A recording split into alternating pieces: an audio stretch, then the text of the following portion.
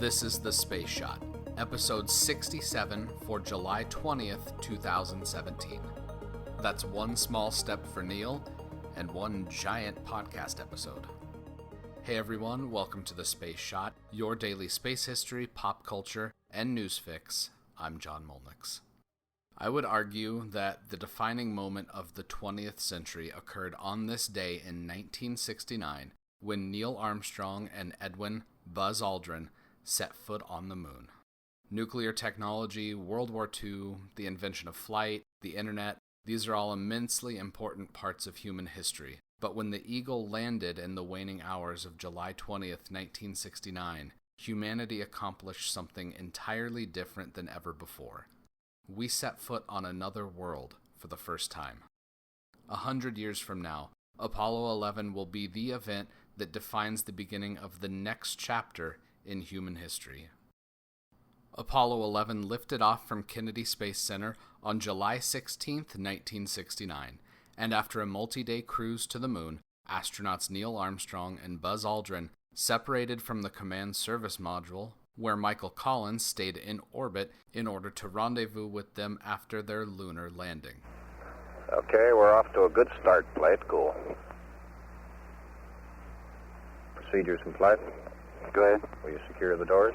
Roger.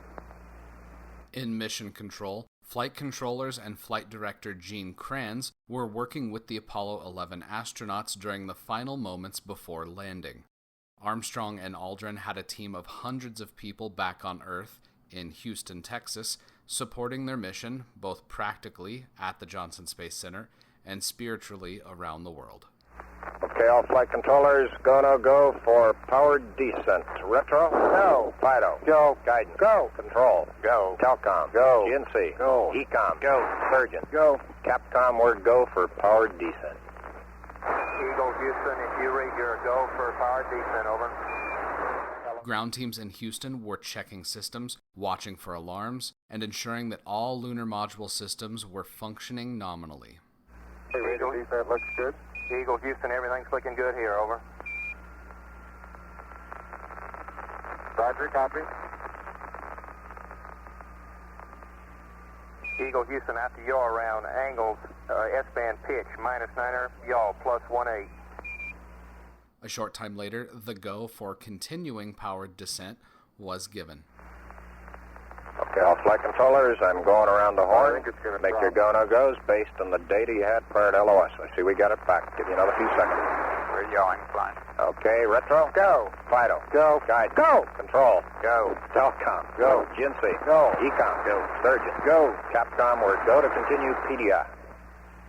Now, for a few of the acronyms you've been hearing in some of these clips, PDI stands for Powered Descent Initiation, which is where the lunar module uses its engine to lower its orbit down to a final landing path. In this case, FLIGHT stands for Flight Director, which was Gene Kranz during Apollo 11.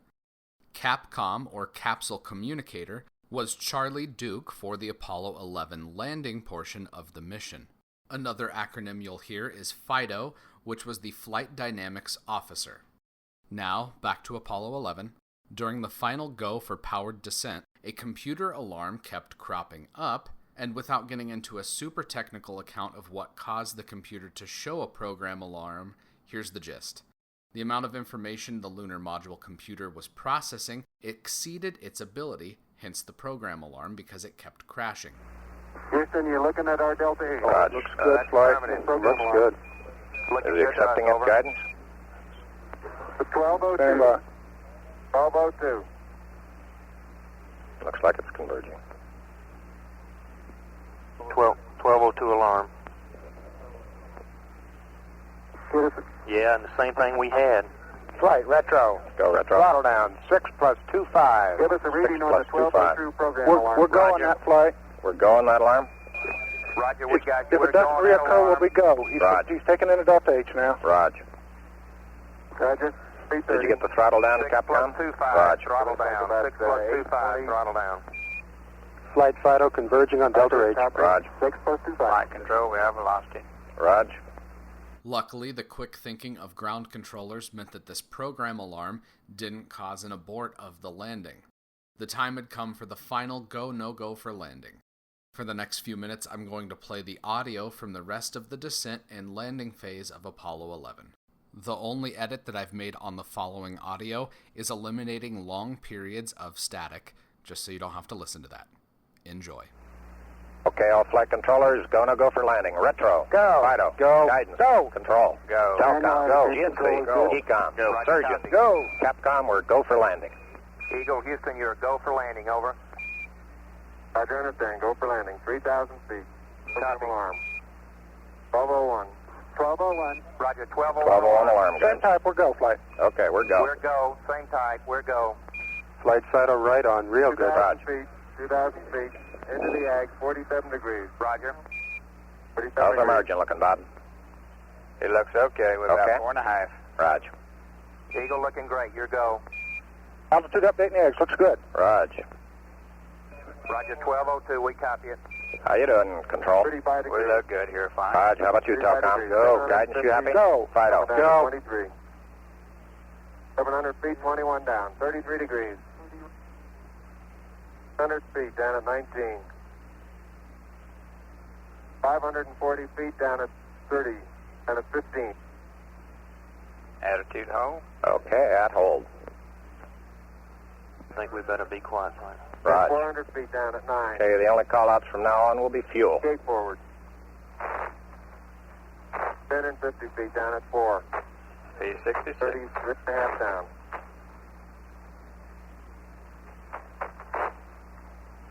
They're pegged on horizontal velocity. 300 feet down, 3.5. 47 forward. Put up. On 1.5 down. 70.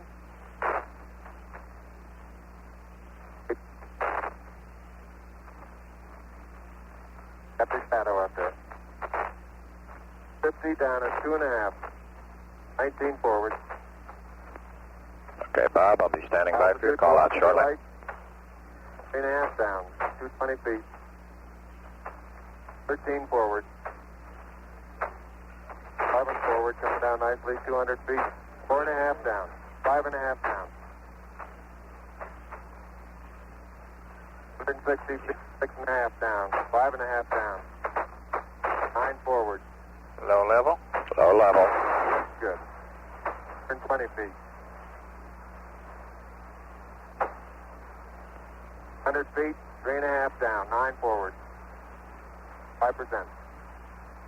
185.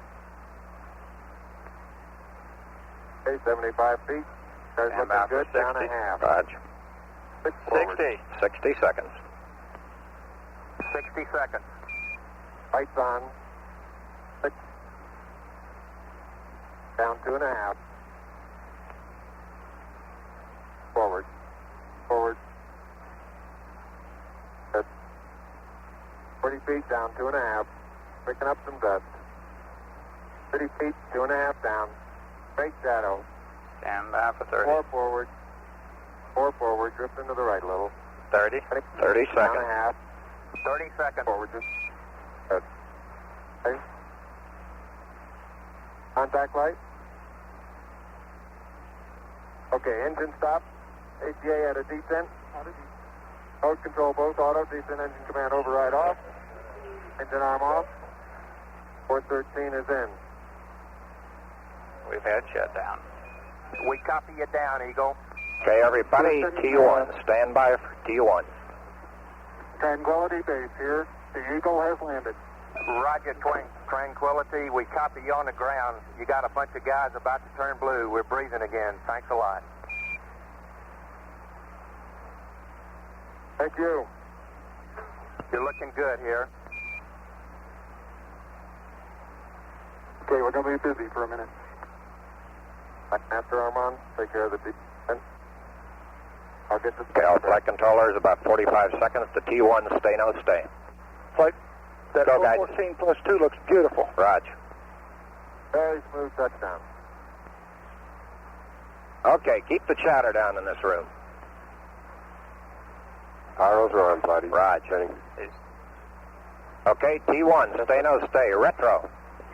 Stay. Fido. Stay. Guidance. Stay. Control. Stay. Telcom. Stay. GNC. Stay. Ecom. Stay. Surgeon. Stay. Capcom, we're stay for T1. Okay, it looks like we're bending the oxidizer now. Roger, Eagle, and you are stay Right, for control. T1. Go Over. control. Eagle, We're you bending are off. stay for T1. Right, bending off. Roger. And we Sam, stay for T1. Roger, and we see you venting the ox. Tranquility Base here. The Eagle has landed. An incredible feat that happened less than a decade after Kennedy set the goal of landing astronauts on the moon and returning them safely to Earth. The next few hours were spent in the lunar module preparing for the first EVA, or extravehicular activity, on the surface of the moon. Okay, Neil, we can see you coming down the ladder now.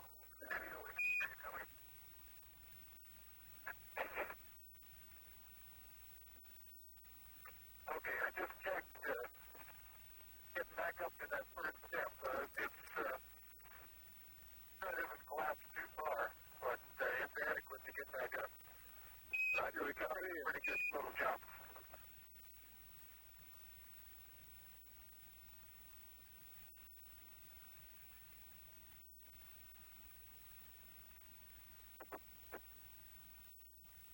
Buzz, this is Houston, F2, 1/160th second for shadow photography on the sequence camera. Okay. At the foot of the ladder, the LEM footbeds are only depressed in the surface about 1 or 2 inches, although the surface appears to be very, very fine-grained as you get close to it. It's almost like a powder. Ground mass is very fine.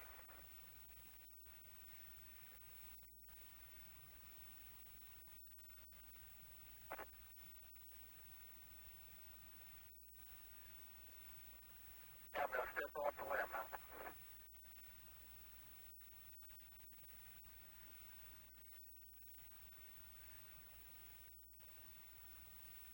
That's one small step for man, one giant leap for mankind.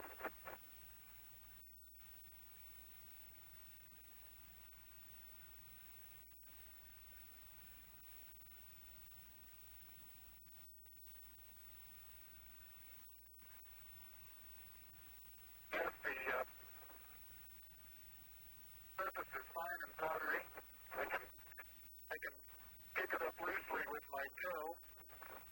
It does adhere in fine layers, like powdered charcoal, to the sole and sides of my boot. I only go in a small fraction of an inch, maybe an eighth of an inch, but I can see the footprints of my boots and the treads in the fine sandy particles. Yeah, this is Houston, we're copying. There seems to be no difficulty in moving around as we suspected. It's even perhaps easier than the simulations of 16G that we performed in various simulations on the ground. Absolutely no trouble to walk around. Okay, the descent engine did not leave a crater of any size. It has about 1 foot clearance on the ground. We're essentially on a very level place here. I can see some evidence of rays emanating from the descent engine, but very insignificant amount. About 20 minutes after Armstrong stepped on the surface of the moon, Buzz Aldrin followed.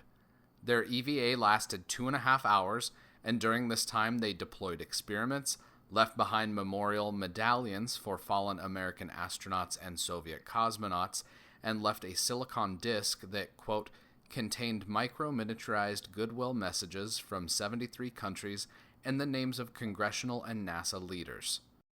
The first EVA on the moon was the shortest of the entire Apollo program, but it paved the way for the missions that followed. Okay, now I want to back up and partially close that. Making sure not to lock it on my way out. Particularly good thought. That's our home for the next couple hours. We want to take good care of it. Okay, I'm on the top step and I can look down over the RCU and the gear pad. It's a very simple matter to hop down from one step to the next. Yes, I found it to be very comfortable, and walking is also very comfortable.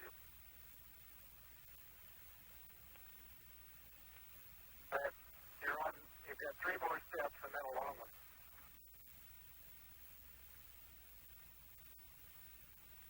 Okay, I can leave that 1 foot up there and both hands down about the 4th rung up.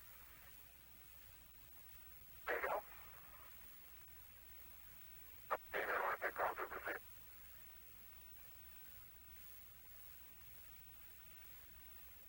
A little more. About another inch. There you got it. That's a good step. Yep. About a 3-footer.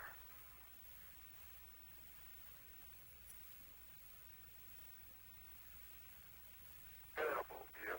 Isn't that something? Magnificent sight out here. Magnificent desolation. Magnificent desolation is quite the description.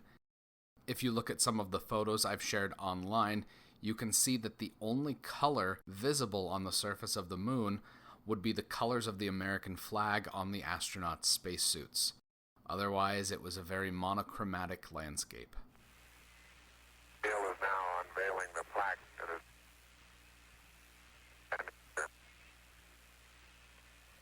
Roger, we got you four-sided, but back to one side. For those who haven't read the plaque, we'll read the plaque that's on the front landing gear of this LEM. There's 2 hemispheres, one showing each of the 2 hemispheres of Earth. Underneath it says, "Dear men from the planet Earth, first set foot upon the moon, July 1969 AD. It came in peace for all mankind." It has the crew members' signatures and the signature of the President of the United States. Ultimately, the first landing on the moon and the last were just 3.5 years apart.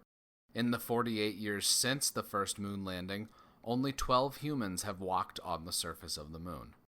While there are plans to return, these ideas exist only on paper. The hardware required to get back is still years away from being ready.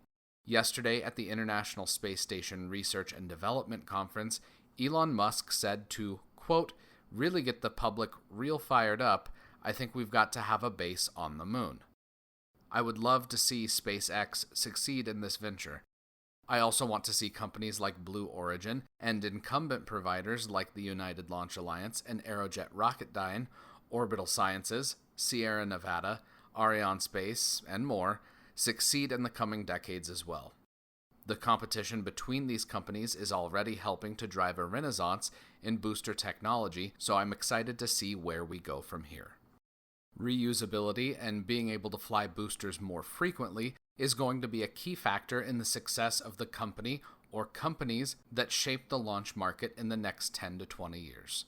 Whatever ends up happening, it's going to be one incredible ride. Now, I'd like to announce the winner of the LEGO Saturn V contest that I've been running. Jordan Courtney is a Kansas elementary school teacher that works with gifted students from kindergarten through the 5th grade.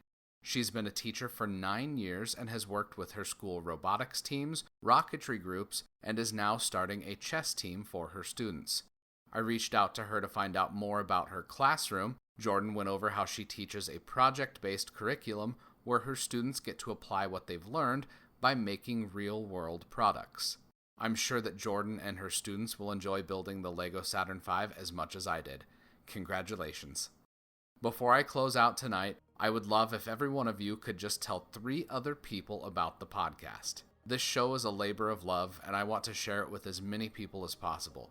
So, share this episode with your friends, your boss, your neighbor, your coworkers, anyone that enjoys audio content. Also, if you could leave a rating, I'd love it. iTunes determines rankings based on a lot of things, but downloads and reviews are critical. In the coming months, I'm going to be doing interviews, pop culture-centric episodes, and more things that aren't fully ready to talk about just yet. If you have ideas for the show, please reach out to me. You can find me just about anywhere at John Molnix. I'd love to chat. I truly appreciate all of you listening to the show. It means the world to me.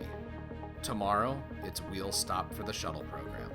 I'm John Molnix, and I'll catch you on the flip side.